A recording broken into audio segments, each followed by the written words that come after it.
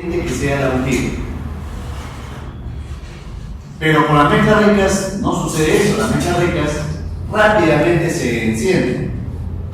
Entonces se produce un fogonazo inicial. Y entonces ese fogonazo inicial sí tiene la suficiente potencia como para encender el resto de la mezcla.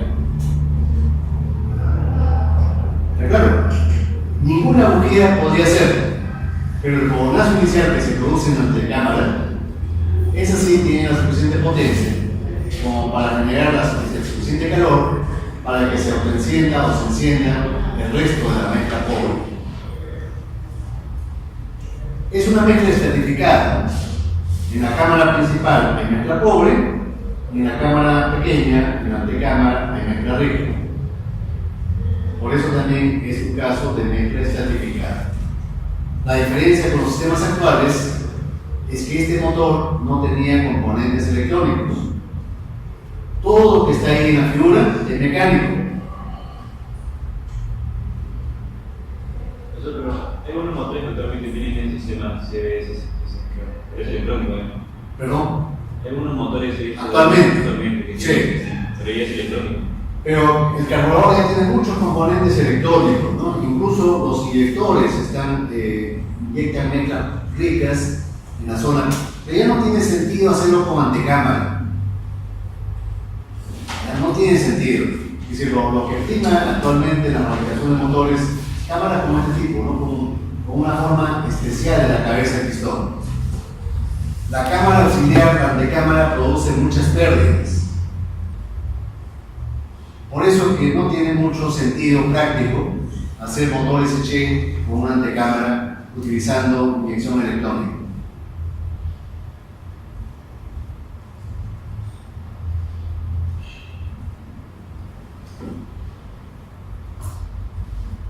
Listo. No sé si hay preguntas con respecto a lo que he explicado. Bueno.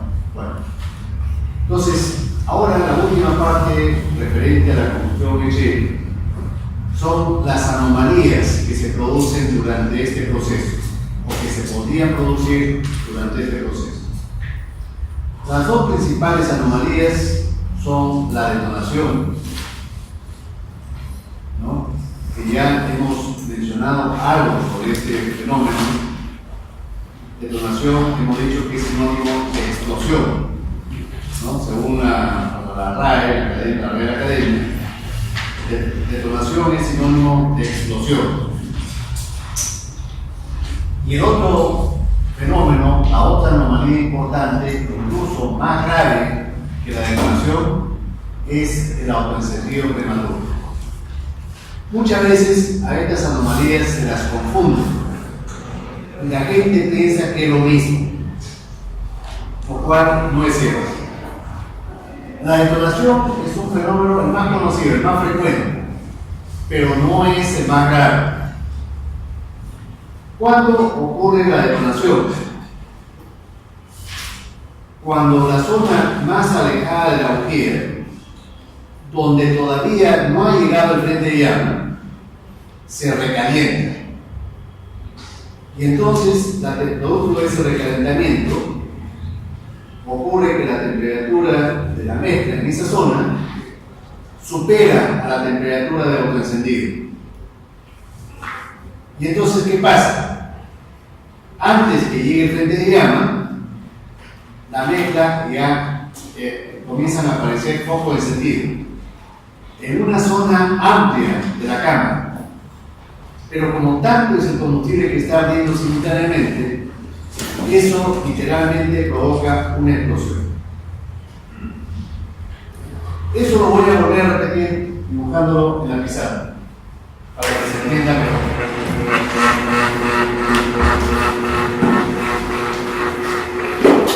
Voy a dibujar una cámara hipotética, una cámara cilíndrica, hipotética, no existe. En la práctica no existe. Y voy a ubicar la bujía en un lado de la cámara de combustión. Por supuesto, esta sería la peor elección, ¿no es cierto?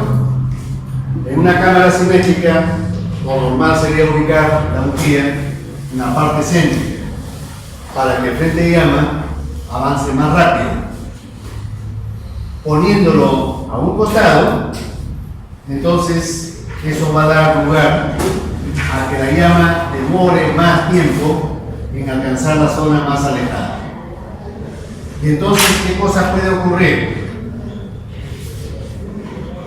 Si es que yo dibujo los frentes de llamas sucesivos que van a ocurrir durante la combustión, lo normal sería que el frente de llama vaya recorriendo todo el largo de la cámara,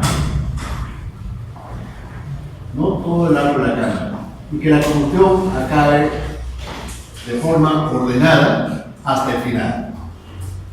Eso sería lo normal.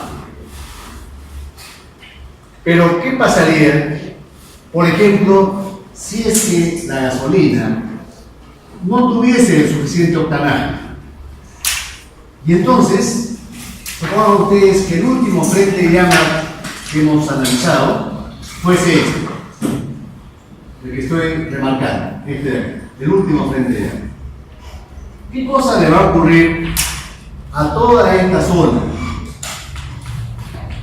donde todavía no ha llegado el frente de llama? Ya lo hemos explicado de alguna forma en una clase pasada. Esa zona se va a comprimir en forma cuasi adiabática. Cuasi adiabáticamente.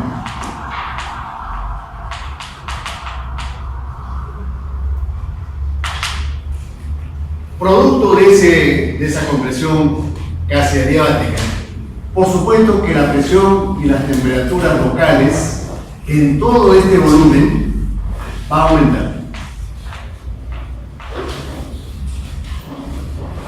Las presiones y temperaturas en toda esta porción van a aumentar. Pero no solamente se va a comprimir y se va a calentar, sino que también simultáneamente se va a oxidar. Oxidación.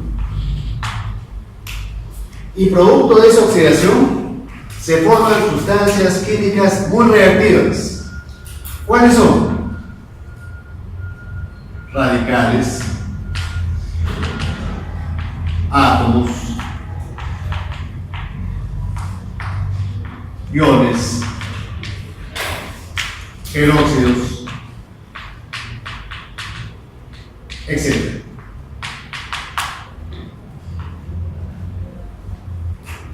Sin llama, sino la oxidación. Pero eso va a ocurrir simultáneamente en todo este volumen. No es como en el frente de llama normal, que es una pequeña franja delgada, ¿no?, que tiene un espesor de milímetros. Acá no, acá es una porción mucho más amplia que prácticamente se autoenciende todo simultáneamente. ¿No? Todo simultáneamente se autoenciende. ¿Cuándo? Cuando la temperatura local de toda esa porción supera a la temperatura de autoencendido de la gasolina.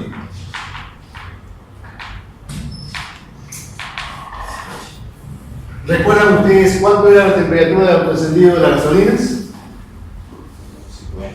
De 300 a 450 grados centígrados. Cuando la temperatura de esa zona, de toda esta zona, producto de la compresión adiabática, del recalentamiento que sufre por la llama, supera a esta temperatura y se cumplen todas estas premisas, esto significa explosión. A esta explosión se le llama detonación.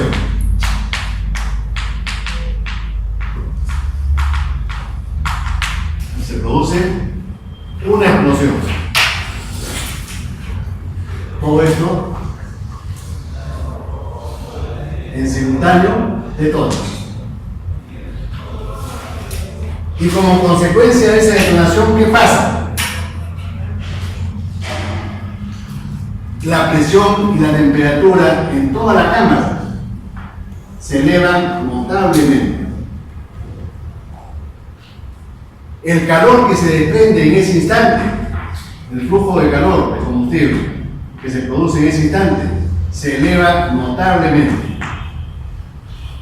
Las presiones y temperaturas en la cámara aumentan fuera de lo normal, hasta valores no previstos por el fabricante.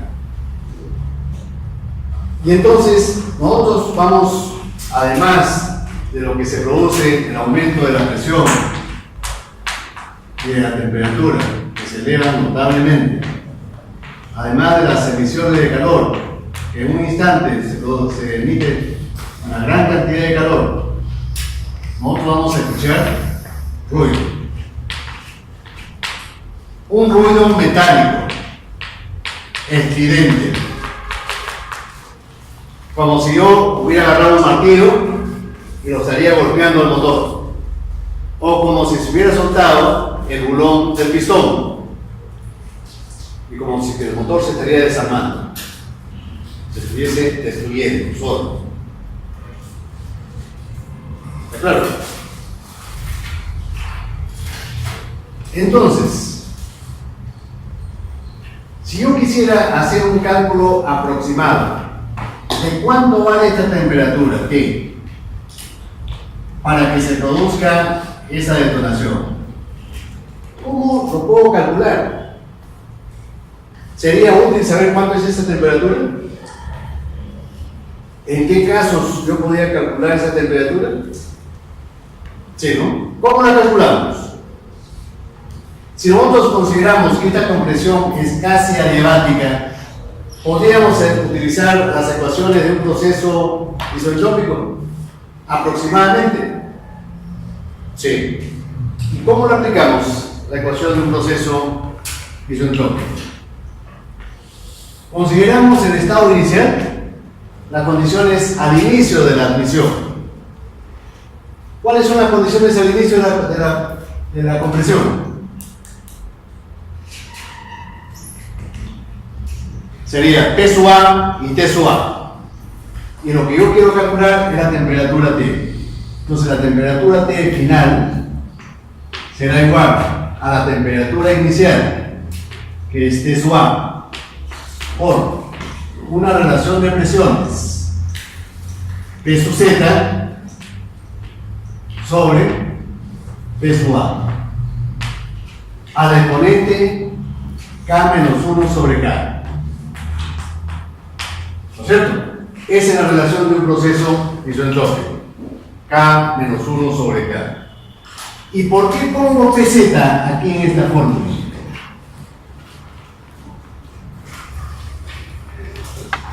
Por las clases pasadas, ¿cuándo hemos dicho que surge, en qué etapa de la combustión puede surgir la detonación? Si es que surge. ¿No hemos dicho que en la última etapa, en la fase residual? Claro. Y al inicio de la etapa residual, ¿cuánto es la presión?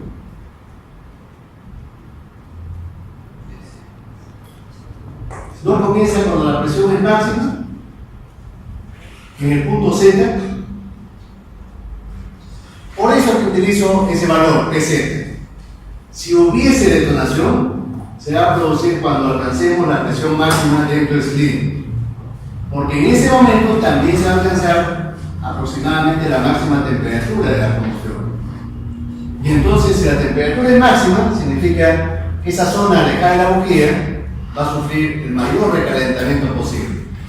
Y ahí es donde aparece la detonación. Cuando esa zona se recalienta. Por eso que estoy utilizando PZ. ¿Está claro?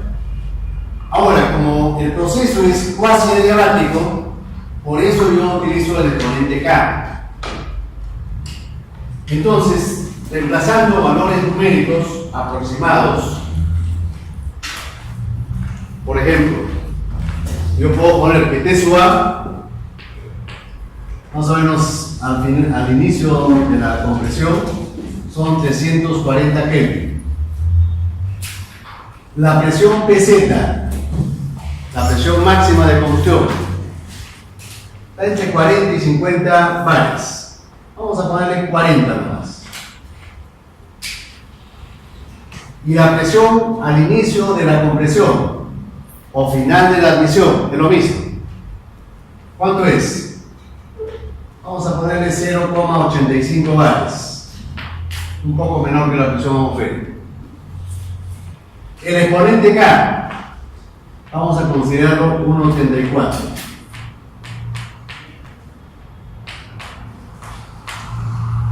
Y entonces esto aproximadamente vale 900 Kelvin. Si lo convertimos a grados centígrados, esto será 627 grados centígrados. Y entonces comprobamos que esta temperatura, que es 627, es mucho mayor que la temperatura de autoencendido.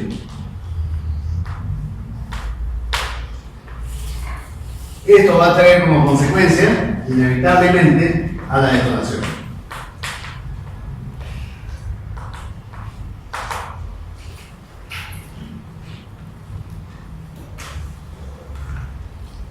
¿Está claro?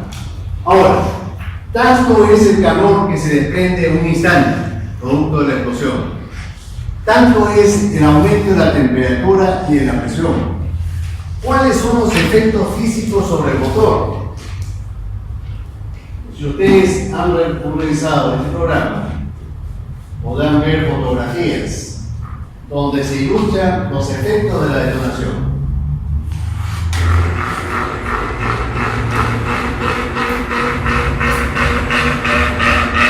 El efecto menos grave, el más ligero, es que la empaquetadura de culata se sopla. La empaquetadura de culata es una funda, ¿no es cierto?, que sirve para unir la culata con el monobloc, pero que se utiliza como una especie de un fusible térmico. Así como hay fusibles eléctricos, la empaquetadura de culata también sirve como un fusible mecánico. Si es que el motor se recalienta, no queremos que colapsen las partes importantes del motor, como sería pues la culata, serían las válvulas o el pistón. Queremos que se funda la parte menos costosa y que la podamos reemplazar fácilmente. En este caso es la empaquetadura. Pero es el caso más ligero, cuando el recalentamiento no es muy alto. Pero si la explosión abarca un gran volumen, un mayor volumen de la cámara, obviamente el incremento de la temperatura y de las presiones van a ser mayores. Y entonces ahí sí es posible que se genere tanto calor en un instante que provoque la perforación de la cabeza del pistón, como se ve aquí. Esto no es ficción, esto es real. Vean ustedes incluso que el electrodo negativo de la bujía, que es de un acero aliado al titanio, vean ustedes, se ha fundido parcialmente. En algunos casos, incluso ese electrodo se puede desprender. Los filos de las válvulas se van a quemar, se van a fundir. Los filos del pistón, como se ve acá arriba, se va a fundir. Es decir, si la detonación es severa y esta se prolonga por algunos minutos, simplemente eso significa el colapso del motor. Eso es el colapso del motor. Ahora, ¿cuáles son los factores que aumentan la posibilidad de que se produzca la detonación? ¿Cuáles son los factores? En términos generales, podríamos decir que todos aquellos factores que intensifiquen, que aumenten las posibilidades de las reacciones químicas, la velocidad de las reacciones químicas en la zona más alejada de la bujía, van a provocar o aumentar la tendencia de la detonación. En otras palabras, todos aquellos factores que recalienten en mayor medida esta zona, aumenta la tendencia de la detonación. Todos aquellos factores que aumenten la velocidad de la oxidación también van a aumentar la tendencia de la detonación. Y también, por último, todos aquellos factores que bajen la temperatura de autoencendido del combustible, es decir, que disminuyan el octanaje del combustible, van a provocar el aumento de la tendencia de la detonación. Entonces, eso lo vamos a sistematizar. Todo lo que he dicho lo vamos a reordenar para que quede claramente, totalmente entendido. Primer factor.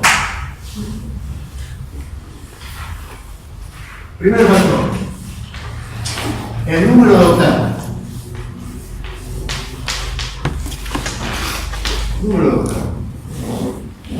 Si el número de octano disminuye, entonces eso significa que la temperatura de autoencendido ha disminuido.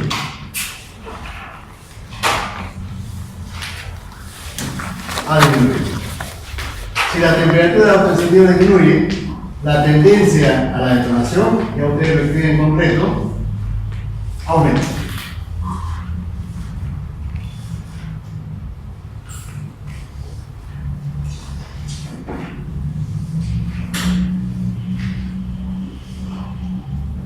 En Hobart, si ustedes revisan Hobart, hay un gráfico interesante. En ese gráfico, la abscisa es la relación de compresión, epsilon. Y la ordenada es el número de octano requerido.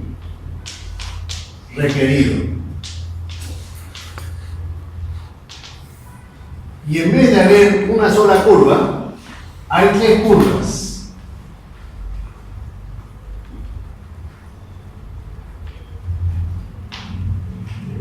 Cada una de ellas para un diámetro del cilindro, de 1, de 2, de 3. ¿Cuál es mayor? ¿Qué tipo de motor requiere mayor octanaje del combustible para una misma relación de compresión, para el mismo éxito?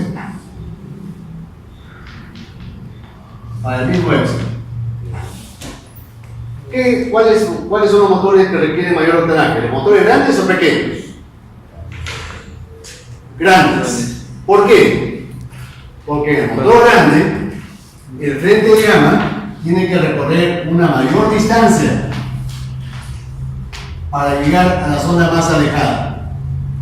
Y mientras más demore la llama en llegar a la zona más alejada, mayores son las posibilidades de que esa zona se recaliente. Claro, por lo tanto, los motores grandes son los que requieren mayor octanaje. El motor pequeño puede trabajar con octanajes menores.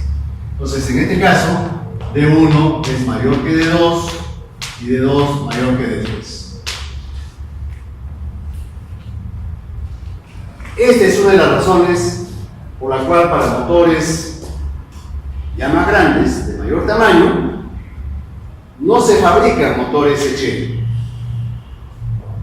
porque estos motores requerirían gasolinas de muy alto octanaje, gasolinas que no existen. Además sabemos que los motores diésel son mucho más eficientes que los motores de gasolina. Esa es otra razón importante también. Segundo, si aumenta epsilon,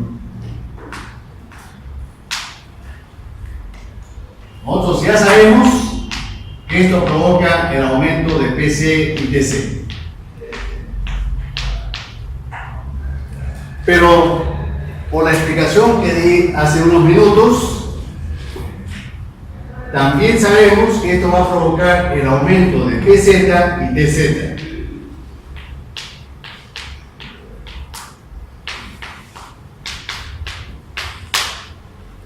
Esto se va a incrementar.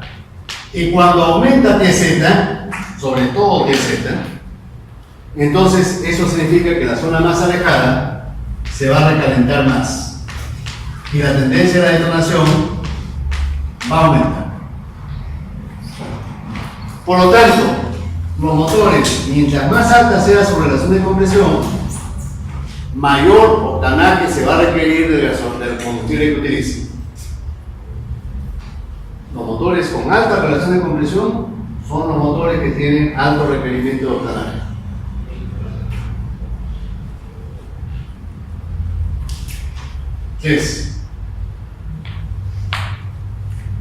¿Qué pasa si yo adelanto el encendido del motor?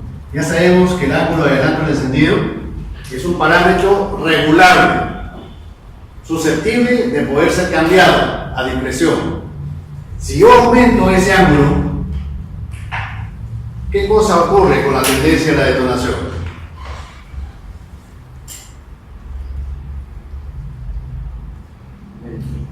Aumenta. ¿Por qué? Porque si yo aumento phi sub e, esto automáticamente hace que PZ y TZ crezcan. ¿No es cierto? Sabemos que la presión máxima y la temperatura máxima se acercan al punto muerto superior. Todo el proceso de combustión se traslada hacia la izquierda y los valores de PZ y TZ crecen. Y este crecimiento de TZ aumenta la tendencia a la detonación.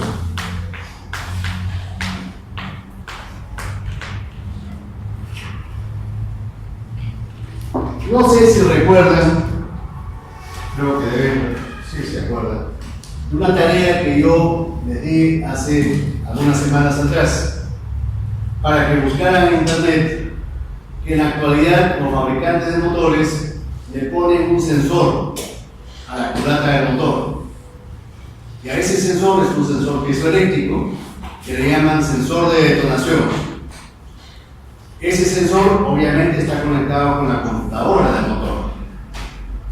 Y si ese sensor registra de que se ha producido una detonación, aunque sea incipiente, lo cual es sinónimo de detonación, ¿qué cosa hace la computadora para evitar que esa detonación se siga propagando, se siga aumentando? ¿Recuerdan? Que había un sensor llamado sensor de detonación. Si ese sensor capta de que en la cámara ha aumentado abruptamente la presión, eso va a captar ese sensor de todas maneras, y avisa a la computadora ese hecho.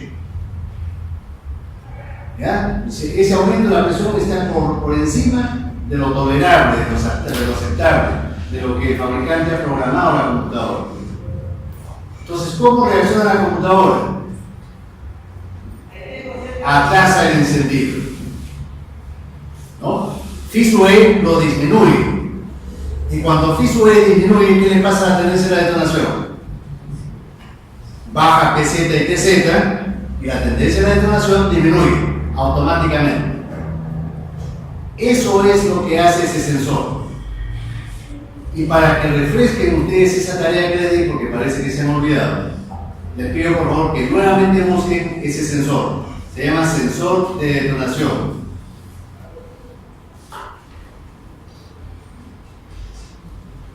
Pero que esa búsqueda sea efectiva. ¿De acuerdo? Gracias a ese sensor, en la actualidad hay motores que tienen 10,5, 11, 11,5 de relación de compresión. Hasta hace poco tiempo atrás era imposible pensar que un motor H podía trabajar con tan alta relación de compresión. Mucho de ese logro tiene que ver con la electrónica y con ese sensor.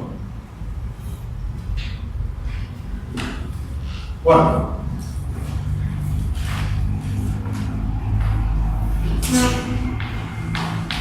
zonas mal refrigeradas.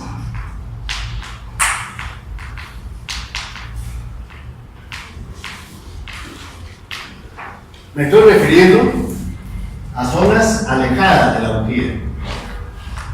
Zonas alejadas de la bujía, mal refrigeradas. Alejadas de la bujía. ¿Tiene sentido eso? Si esta zona es la zona más alejada, sufre por algún motivo, algún recalentamiento, porque se refrigera mal, ¿no es cierto que se va a calentar más? Y si se calienta más, automáticamente aumenta la tendencia de la detonación. Recuerdan ustedes que la forma de la cámara de hacerla semitrapezoidal o cuneiforme era para evitar ese recalentamiento de la zona más alejada. Las cámaras de tipo semitrapezoidal, la forma de la cámara es así.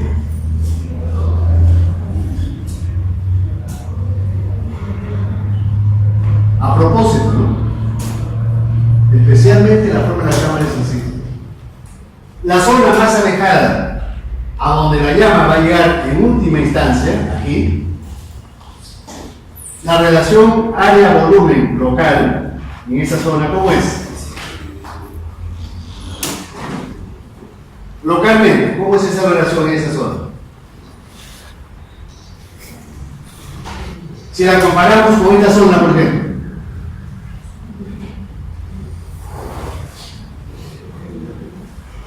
¿recuerdan ese ejemplo de la refrigeradora del freezer?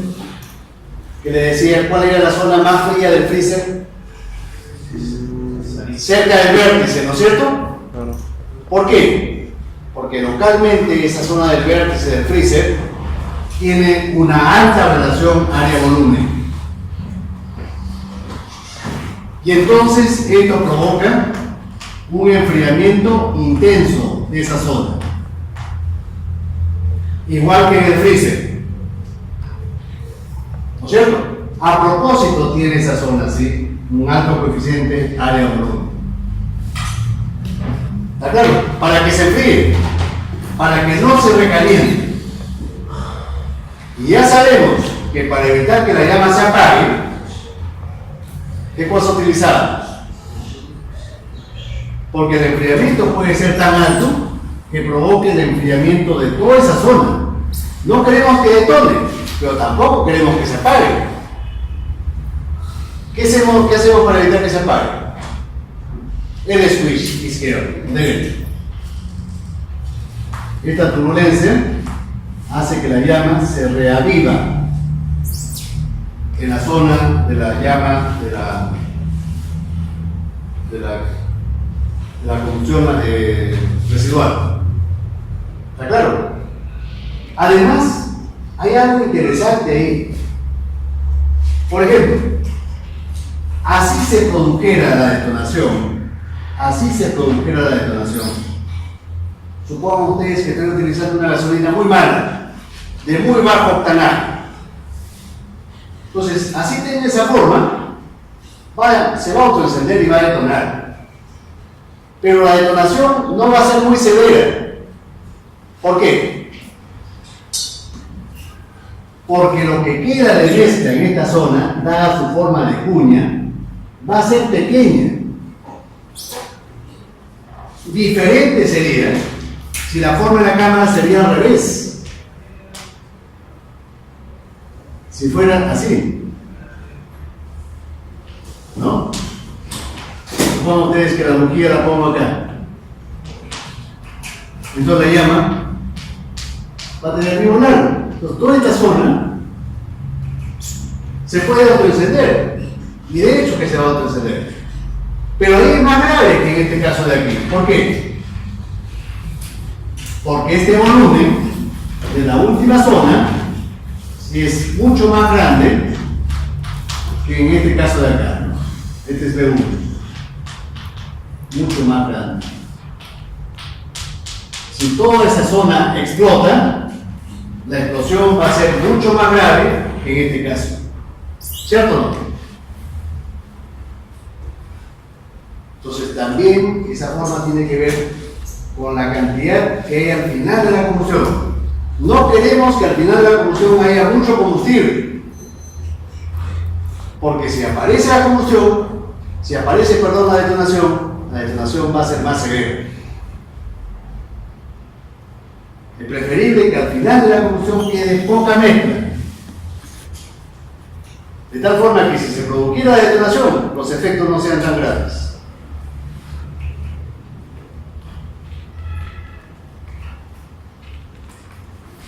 Y por último,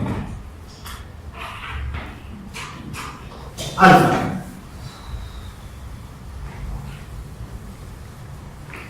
Alfa. Quinto. Cuando alfa tiene valores cercanos a 0,9, sorprendentemente la tendencia a la detonación aumenta. Y esto es sorprendente. ¿Y por qué me debo sorprender? ¿Por qué eso es contradictorio?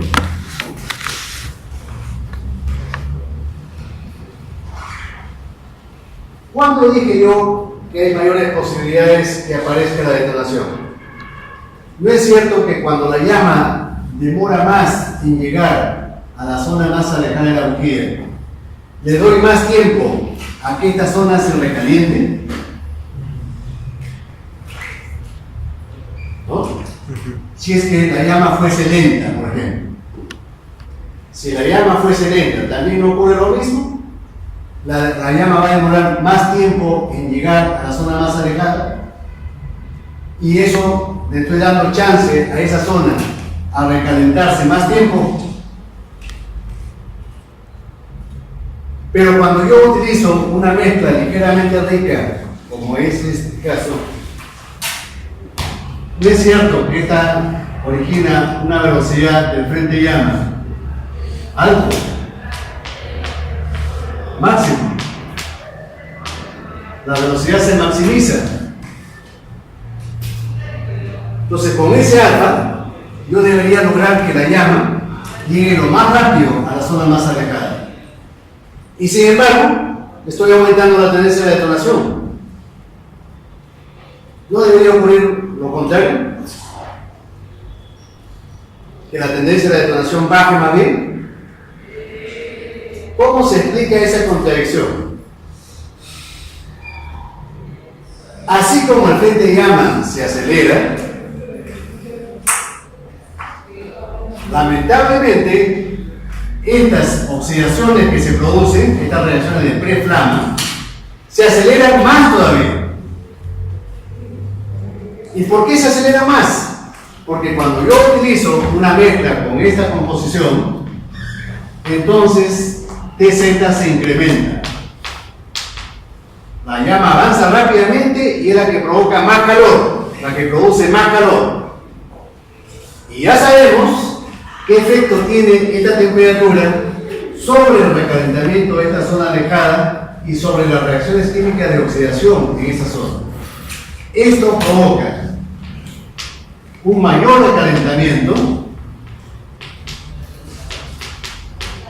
y una oxidación más rápida. La velocidad de oxidación, como cualquier reacción química, depende fuertemente de la temperatura, exponencialmente de la temperatura. Entonces, como TC está aumentado, la velocidad de oxidación aumenta más rápido que la velocidad del frente de llama.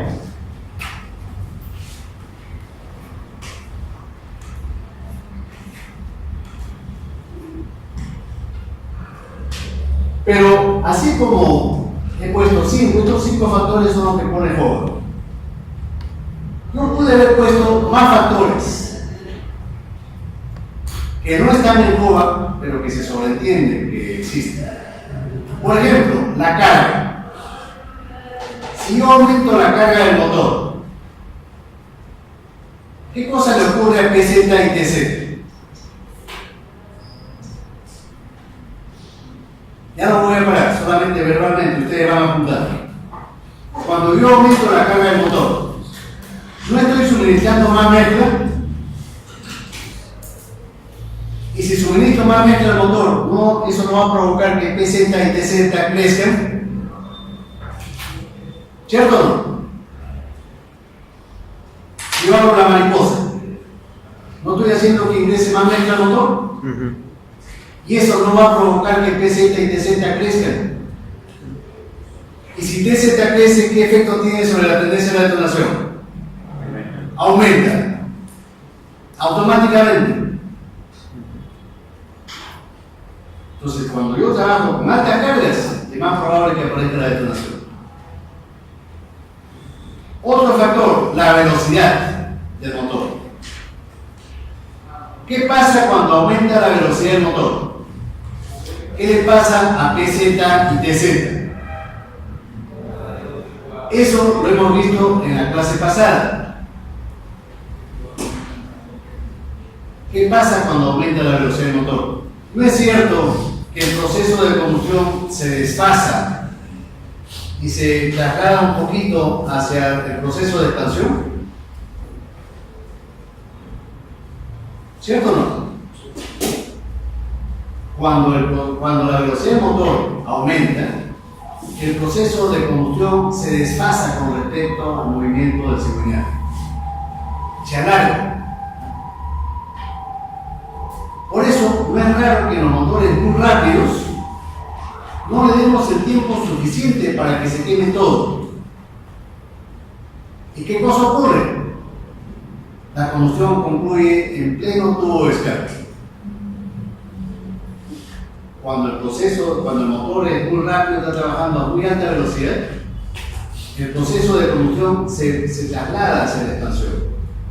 Y en algunos motores, incluso puede ocurrir que la combustión acabe ya en el tubo de escape.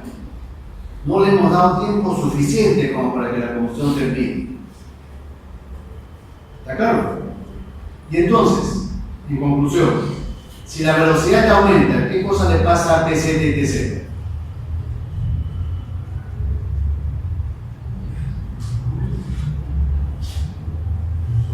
Fíjense lo que hicimos la clase pasada, pero no voy a repetir todo el curso de ahora, ¿no?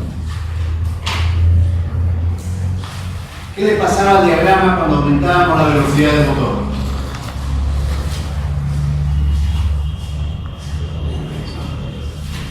Eso lo hicimos exactamente en la clase pasada.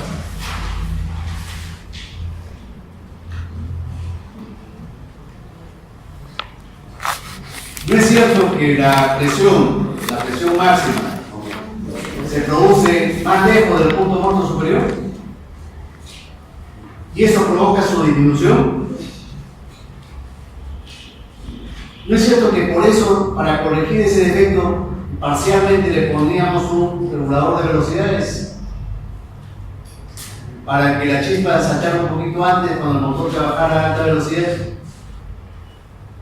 Entonces, en términos generales, si aumentamos la velocidad, la presión PZ y TZ baja. Poco, pero baja. Y si TZ baja, ¿qué le pasa a la tendencia de la detonación? Disminuye. Si TZ baja, la tendencia de la detonación disminuye. Y entonces, ahí encontramos un método para cuando nosotros veamos o constatemos que hay cierto golpeteo, ¿no?, sinónimo de detonación, aceleramos un poquito el motor y esa tendencia de la detonación baja automáticamente. Sorprendentemente baja. ¿Por qué? Porque PZ y TZ han bajado cuando yo he acelerado el motor. ¿Está claro? Otro factor, por ejemplo, la altura. Si yo subo a la altura, ¿qué le pasa a PZ y TZ? Disminuye, ¿no es cierto? Si disminuye PZ y TZ, ¿qué significa eso? Que la tendencia de la detonación baja. Y entonces, ¿qué les parece esta propuesta? En la sierra, ¿no creen ustedes que ese motor de gasolina podría utilizar una gasolina de menor octanaje que en la costa? Tranquilamente, ¿no? En la sierra un motor que acá en la costa trabaja con 95, en la sierra podría trabajar con 70 octanos. Y no pasa nada. ¿Está claro? Otro factor, a ver, ¿qué pasa, por ejemplo, si al sistema de refrigeración yo en vez de utilizar agua destilada, le pongo agua de caña?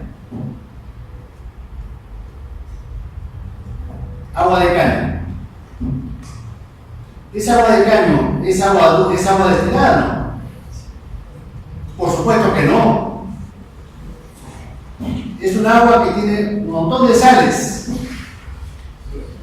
¿No es cierto?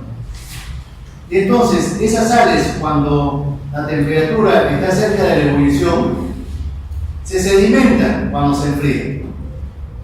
Y al sedimentarse, ¿qué cosa forma? Un caliche. Como en las teteras, ¿no? Las teteras todas, después de un tiempo, forman una capa de calcio. Caliche se le dice. Ese caliche es un aislante. Y entonces, ¿qué le va a pasar al motor? Se va a recalentar. Y si se recalienta, ¿qué le pasa a la tendencia de la detonación? Aumenta. Entonces, nunca debemos utilizar agua de caña.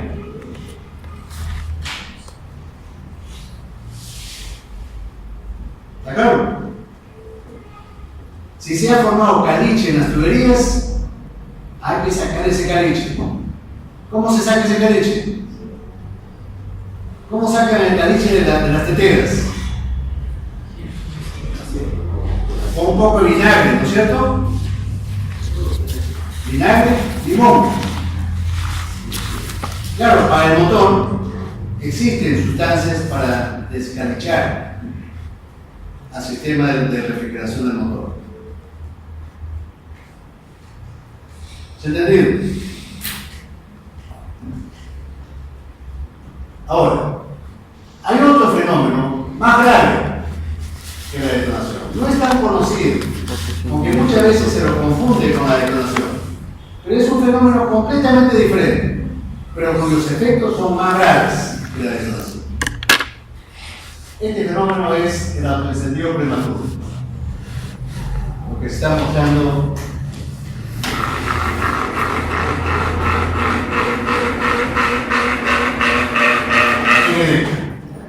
pero me olvidé, ¿no?, de cómo cuando se produce la detonación, y si yo sacara un diagrama indicador, voy a ver que si se produce la detonación, automáticamente se produce un fenómeno ondulatorio, una onda. Esa onda es una onda de choque, que se desplaza en la cámara a velocidad supersónica. ¿Cuánto es la velocidad supersónica a esa temperatura? De 1000 a 1200 metros por segundo. Es una onda de presión que choca repetidamente con las paredes del motor. Ese choque de la onda con las paredes es la que provoca ese ruido metálico, como un estruendo. Y así de que se produce una onda de choque, se produce asociada a ella un estruendo. Y en el motor, una onda. Este pico de esta onda en su punto máximo, cuando se inicia, puede ser de 30 a 40% de incremento de la presión con respecto a PZ. En otras palabras, PZ se incrementa de 30 a 40% más cuando la detonación es severa. Ese incremento de la presión máxima no fue prevista por el fabricante. Eso hubiera encarecido la fabricación de ese motor. El fabricante no lo contempla. Por eso que si la detonación severa se prolonga por algunos minutos, el motor indefectiblemente colapsa. Me estaba olvidando de eso. Ahora, el autoencendido, ¿cuándo se produce? ¿Cuál es la causa? Ya no es la gasolina, ya no es el octanaje de la gasolina la que provoca el autoencendido prematuro. ¿Cuál es la principal causa? La principal causa es que alguna parte del motor se recaliente tanto que a partir de ese punto caliente se produzca el encendido de la mezcla, como si fuera una bujía. Ese punto caliente actúa como una bujía. Pero lo malo de todo eso, de esa forma de encender la mezcla, que este encendido puede producirse muy prematuramente, cuando el pistón todavía está lejos del punto muerto superior. ¿No es cierto? La bujía enciende la mezcla, pero ya cuando el pistón está cerca del punto muerto superior. En cambio, si algún punto caliente del motor estuviese lo suficientemente caliente como para encender la mezcla, este encendido podría ocurrir cuando todavía el pistón está muy lejos del punto muerto superior. Y entonces, ¿qué cosa va a pasar? El autoencendido prematuro. Ahora, ¿qué piezas son las que se pueden calentar lo suficientemente a alta temperatura? Por ejemplo, podría ser la válvula de escape. La válvula de escape es uno de los elementos, por no decir es el elemento más caliente del motor. Es el elemento que en promedio del tiempo es el elemento que está más caliente. También podría ser la bujía del motor.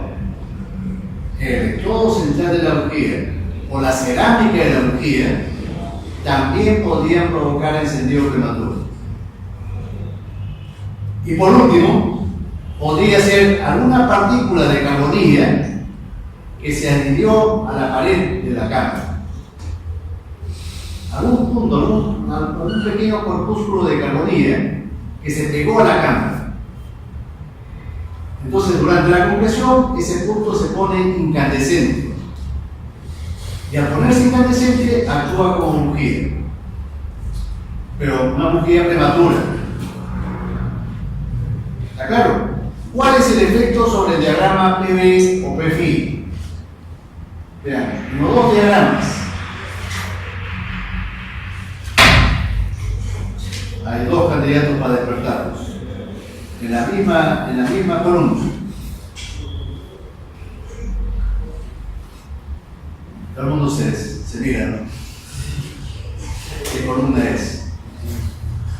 Vean ustedes, en el diagrama PV, el encendido se produce tan anticipadamente que la presión máxima se produce antes de que el pistón llegue al punto muerto superior. Eso, por supuesto, de por sí es sumamente grave. Que la presión máxima se produzca antes del punto muerto superior es sumamente grave. ¿Por qué? Porque este autoencendido prematuro estaría provocando contrapresión que se opone al movimiento del pistón, al movimiento ascendente del pistón, en plena carrera de compresión, consumiendo trabajo y potencia. Pero eso no es lo más grave. Lo más grave es que a medida que transcurre el tiempo, para los ciclos sucesivos, este fenómeno se va reforzando. ¿Y qué cosa significa que se va reforzando? Que cada vez el autoencendido prematuro es más anticipado todavía. Cada vez se produce más antes. Y con ello crecen los valores de presión y temperatura, hasta que el motor colapsa. Vean ustedes cómo se manifiesta esto en el diagrama indicado abierto PFI. La presión máxima se está logrando antes del punto muerto superior. Antes del punto muerto superior. Y para el ciclo siguiente se va a producir antes todavía. Y para el subsiguiente aún antes todavía. Hasta que el motor colapsa. Ahora, este fenómeno es difícil de que el chofer lo detecte. Es difícil que el chofer se dé cuenta que se está produciendo este fenómeno. Con la detonación no. Con la detonación el chofer prácticamente de inmediato se va a dar cuenta. ¿Por qué el chofer se da cuenta de inmediato de la detonación y no de este fenómeno? Por el ruido, efectivamente. La detonación provoca ruido estridente, como que el bulón del motor se ha soltado y el motor se estuviese desarmando. Además, con la detonación, inmediatamente la potencia decae.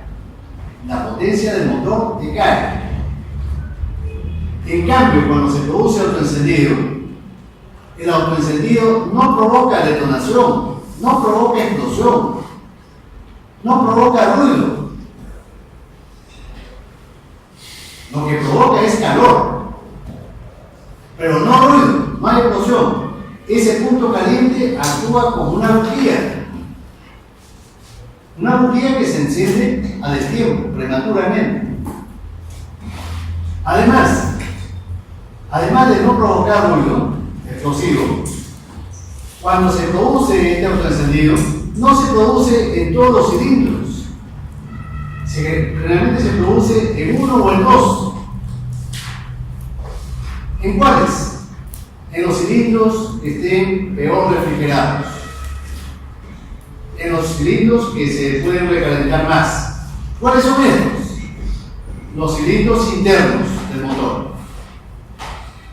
Los cilindros internos. No los que están en la periferia, sino los internos.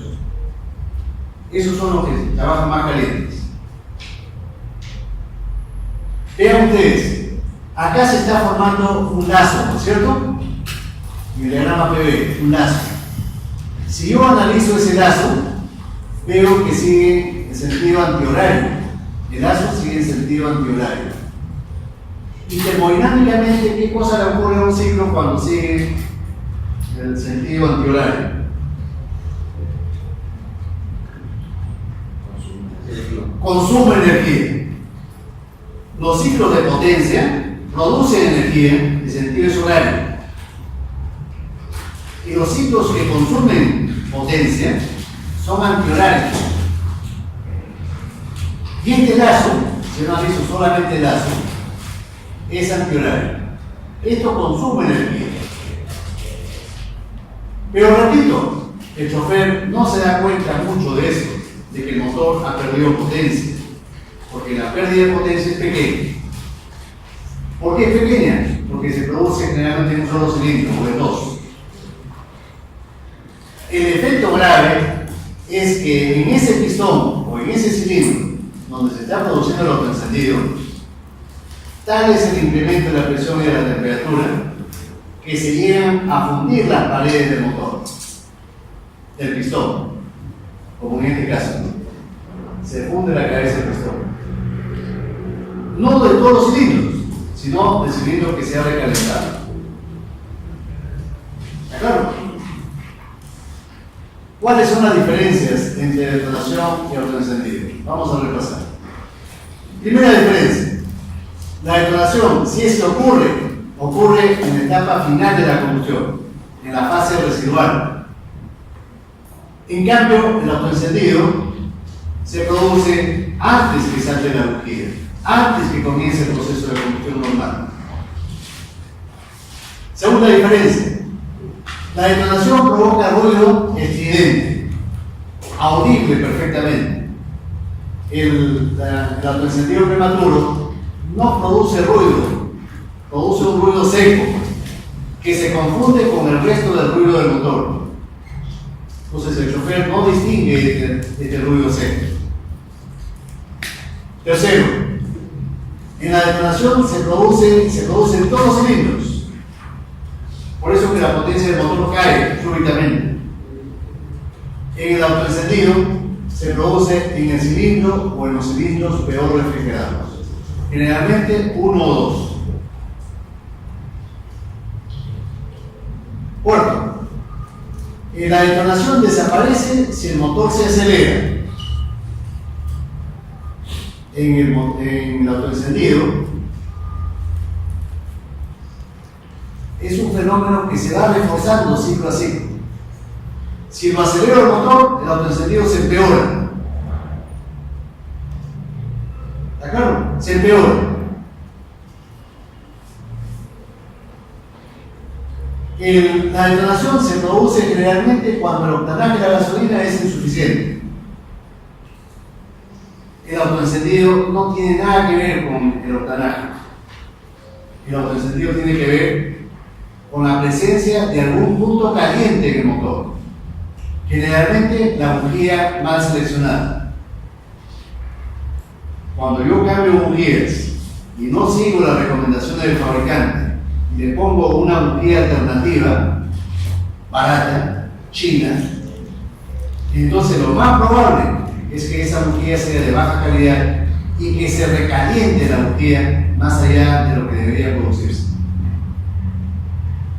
Entonces, ahorrar dinero comprando bujía de mala calidad es una pésima política del dueño del automóvil.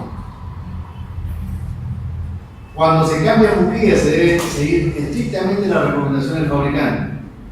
Cuando se cambian bujías, se cambian todas las bujías. No es que yo observo cuál está en buen estado y entonces las mantengo las que están en buen estado. Esa es una pésima política. Las bujías son elementos que no son caros. No vale la pena hacer ahorros equivocados. ¿Está claro? Se cambian todas las bujías a la vez. Sexto, cuando se produce la detonación, se reduce la potencia ostensiblemente. Esto ya lo mencioné hace unos momentos. Cuando se produce el autoencendido, la reducción de potencia muchas veces es imperceptible. Ahora, mencioné que la causa más frecuente del autoencendido son las bujías mal seleccionadas. Las bujías que tienden a recalentarse solas. Ahora, la bujía, como cualquier elemento del motor, tiene que refrigerarse, tiene que enfriarse para que no se funda, para que no produzca autoencendido como en este caso. La pregunta es, ¿cuál es el mecanismo que se utiliza para enfriar a una bujía? De los 3 mecanismos existentes de transferencia de calor, ya ustedes saben que es conducción, convección y radiación. ¿Cuál de esos mecanismos se utiliza para enfriar a una bujía? No es cierto que una bujía está enroscada, está instalada en una rosca a la culata del motor. No es cierto que esa culata está llena de cavernas y conductos por donde circula agua del sistema de enfriamiento. Normalmente la culata es una zona bien refrigerada. Y como la bujía, al roscarla yo en la culata, ya forma parte prácticamente de la culata. Y entonces el enfriamiento es por conducción, ¿no es cierto? Metal con metal. El metal de la bujía con el metal de la culata. Hay conducción ahí, directo. Y después la culata se enfría por convección ya con el agua. Pero vean ustedes, la zona más caliente de la bujía, la que puede recalentarse mayormente, es la punta del electrodo positivo, del electrodo central. Esa es generalmente la zona más caliente. También podría ser la cerámica que rodea a ese electrodo central. Hay una cerámica, ¿no? Que no sé la tonalidad ni el ecran, debe ser color medio morado. Esta parte de acá. ¿De qué color se ve? ¿Medio morado? ¿Ojo morado? Eso es cerámica. La porcelana. Lo que está pintado de color negro, eso es vacío. Es espacio vacío.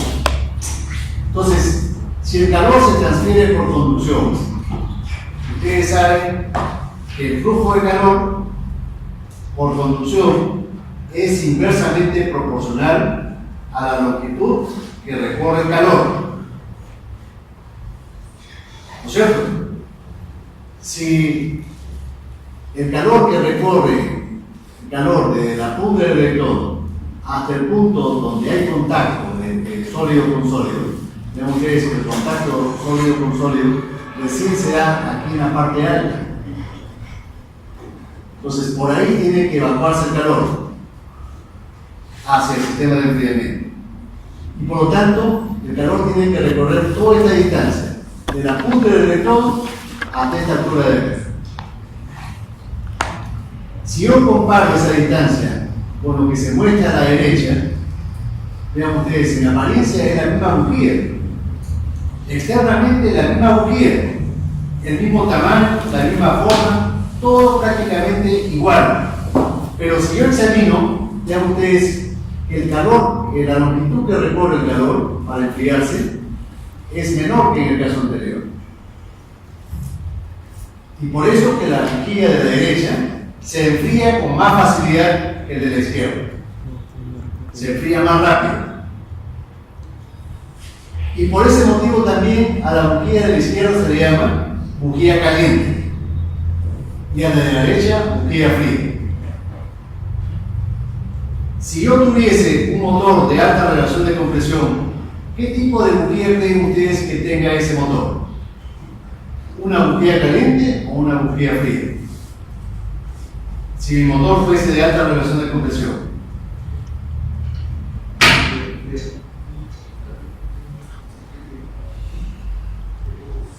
¿Qué tipo de bujía utilizaría? Una que se enfríe con facilidad, ¿no es cierto? Porque la alta relación de compresión lo que va a provocar son altas temperaturas. Yo no quiero que mi bujía se recaliente, más de la cuenta. Entonces utilizo una bujía fría. Y entonces, pero este término caliente y frío es un término medio subjetivo, ¿no? Y en tecnología no pueden haber términos subjetivos. Entonces, hay otra forma de calificar a las bujías de acuerdo a su grado térmico. Ese grado térmico se identifica con una cifra.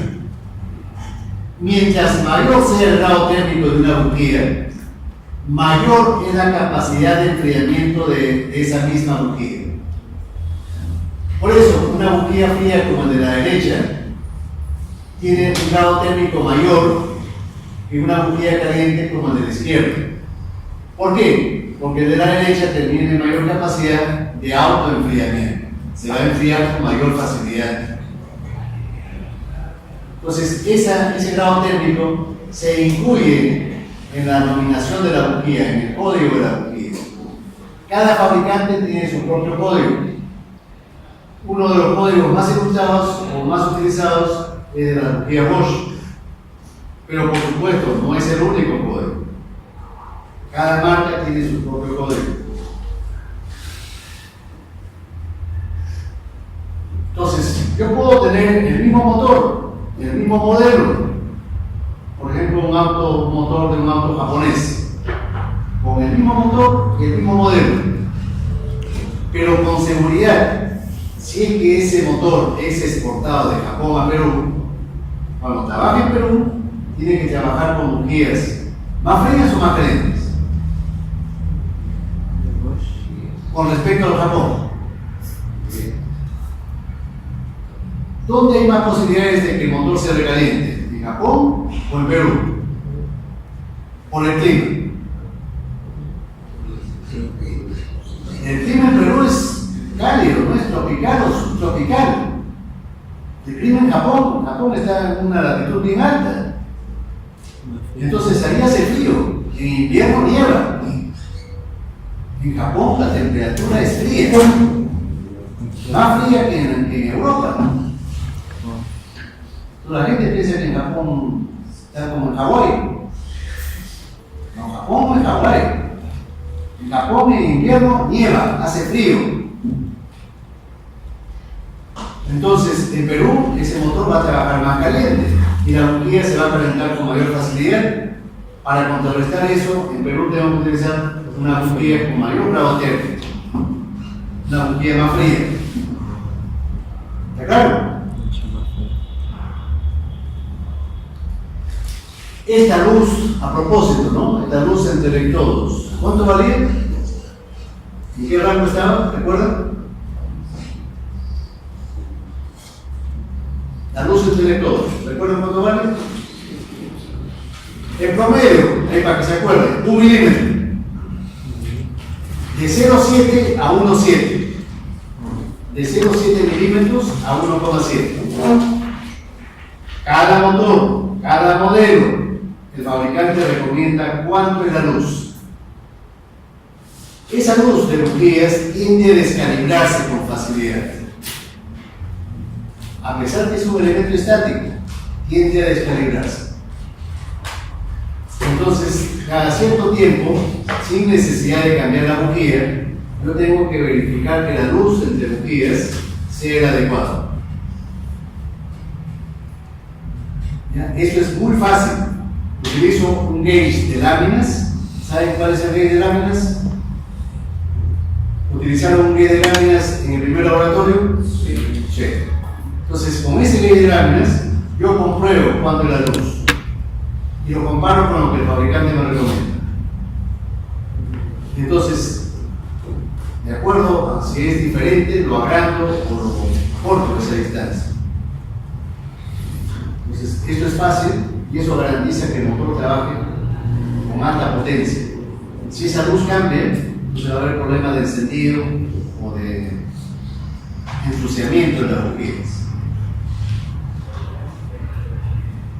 Y con eso acabamos todos los aspectos de la combustión en el motor eléctrico. Me he demorado varias clases en explicar, pero lo que yo veo es que ustedes no siguen eso en sus casas. Para sacarle provecho a estas explicaciones que doy en clases, tienen que ustedes estudiar simultáneamente en casa. Si lo dejan ustedes para el examen ya se olvidaron todo lo que dije. Ustedes tienen que reforzarlo ahora mismo para que quede eso grabado.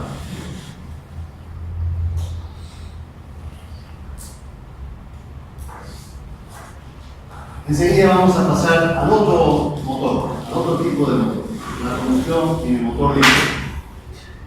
Aquí el proceso de combustión es completamente diferente. Cómo se inicia la combustión, cómo transcurre, cómo se extingue la llama. Completamente diferente. Acá sabemos que en el motor diésel la mezcla se tiene que autoencender. Y se tiene que autoencender con rapidez. ¿No es cierto? En un tiempo compatible con la disponibilidad que tenemos en el motor. Ese tiempo disponible son milisegundos. ¿Cómo se llamaba ese periodo o ese tiempo que demora la mezcla en autoencenderse? Desde que yo inyecto hasta el momento en que aparecen los primeros focos encendidos. ¿Recuerdan cómo se llamaba? Cuando vimos el número de cetano, lo mencioné antes del examen parcial. ¿Recuerdan cómo se llamaba ese tiempo, ese periodo que transcurre desde el momento en que comienza la inyección hasta el momento en que aparecen los primeros focos? Es un tiempo pequeño. ¿Recuerdan ustedes el rango? De medio milisegundo a 3 milisegundos. Es lo que demora el autoencendido. Y a ese periodo se le llamaba periodo de retraso del encendido. Si se han olvidado, vuélvanlo a apuntar. El escribir es una forma de reforzar la memoria. Periodo de retraso del encendido. De 0,5 a 3 milésimas de segundo.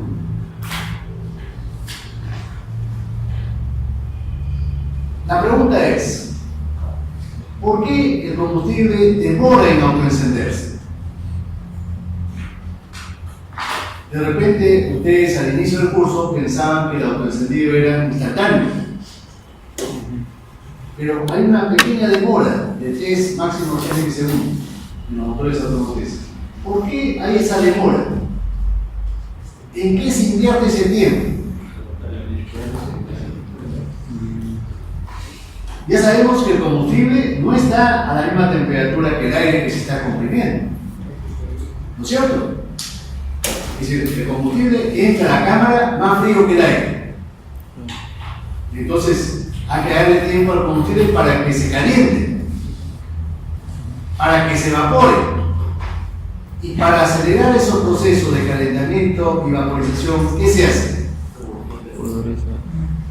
Se pulveriza el combustible a muy alta presión. ¿Para qué?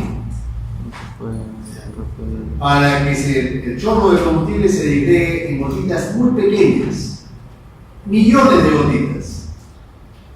Si ustedes han revisado esta presentación, no sé si acostumbran a hacer eso, vean ustedes, aquí yo pongo en la cuarta diapositiva, a ver, ¿cuántas gotitas se forman en una pulverización?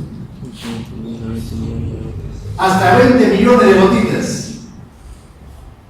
Y cuando ocurre eso, ¿en cuánto se incrementa el área sumatoria de todas esas gotitas con respecto a la gota grande?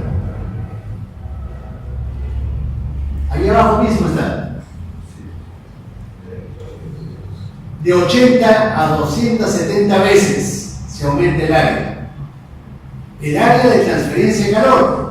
Calor que utilizo para vaporizar y para calentar el combustible, para que se autoencienda.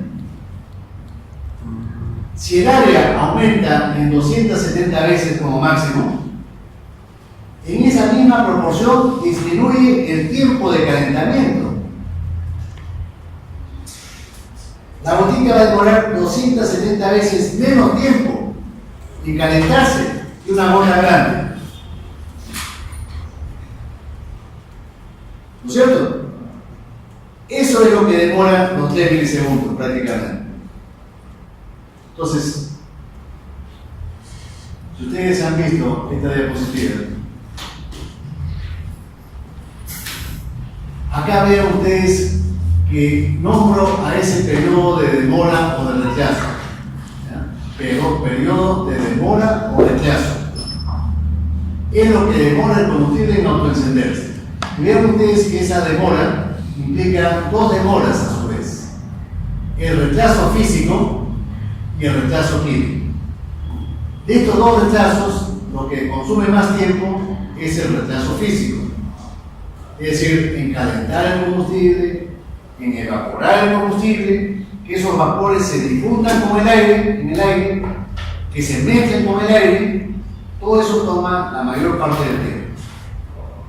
Simultáneamente, esas gotitas, a medida que se van calentando, le ocurre lo que le ocurre a una manzana que yo lo dejo a la intemperie. Se oxida. ¿No es cierto? Pero en este caso la oxidación es mucho más rápida porque la temperatura dentro de la cámara es mucho mayor que la temperatura atmosférica.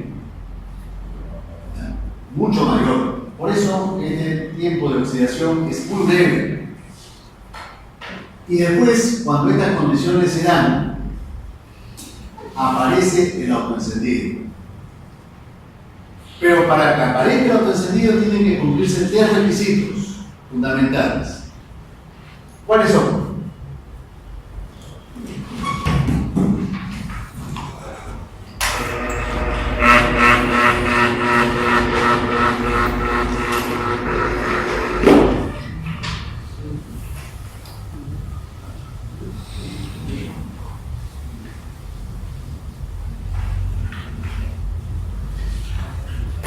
A ver, supongo que es una cámara de inyección directa. La cámara de inyección directa es cuando hay una sola cámara. Y generalmente la cabeza del pistón no es plana, sino tiene una cavidad. En este caso, una cavidad toroidal.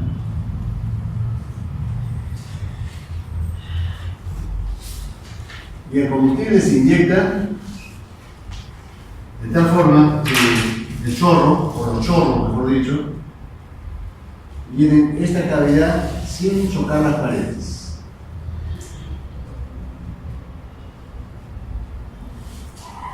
Entonces, las primeras gotitas inyectadas son las primeras que se van a calentar, las primeras que se calientan y se evaporan, las primeras que se calientan y se evaporan. Y esos vapores se difunden en el aire. Se difunden en el aire. y se mezclan con el aire. Y entonces aparecen zonas, como esta que estoy pintando con pequeños círculos, donde se cumplen los requisitos del autoencendido. ¿Cuáles son los requisitos del autoencendido? Primero, que el alfa local en ese punto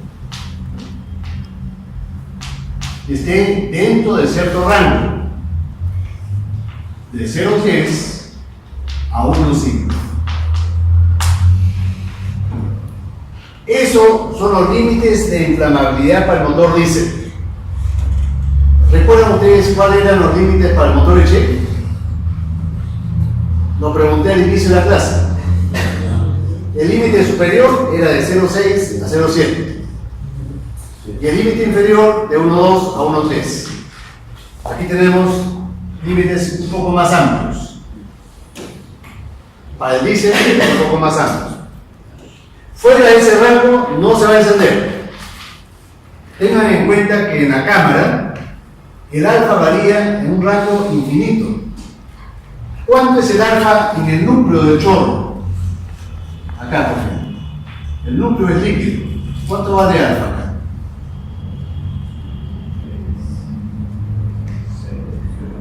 Cero. El alfa local en el núcleo vale 0. Ya saben ustedes que alfa es igual a G sub A sobre G sub C sobre L0. Como no hay aire en el núcleo, G sub A vale 0. Y por lo tanto, el alfa local vale 0. Pero acá, lejos del chorro, donde no llega el combustible, ¿cuánto vale el alfa? El alfa local. Ahí G sub C vale 0. Y si G vale 0, ¿cuánto vale el alfa local? A donde no ha llegado el combustible. Infinito. Entonces, en este rango fluctúa el alfa. Entonces, el alfa local debe estar en el siguiente rango. ¿Qué más? La mezcla debe ser en ese punto, en esa zona, más o menos homogénea. Delta de alfa local debe ser cercano a 0. Una mezcla homogénea, esto significa mezcla más o menos homogénea en ese punto.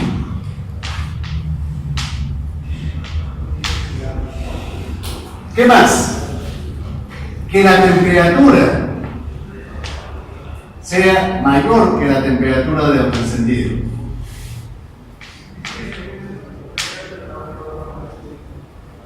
Noten ustedes que no pongo igual. La temperatura local debe ser mayor que la temperatura del autoencendido, por lo menos en 200 grados centígrados mayor.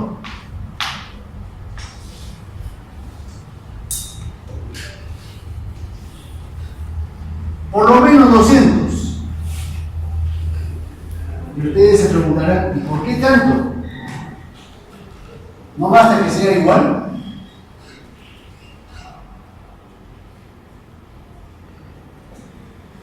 ¿Qué dice?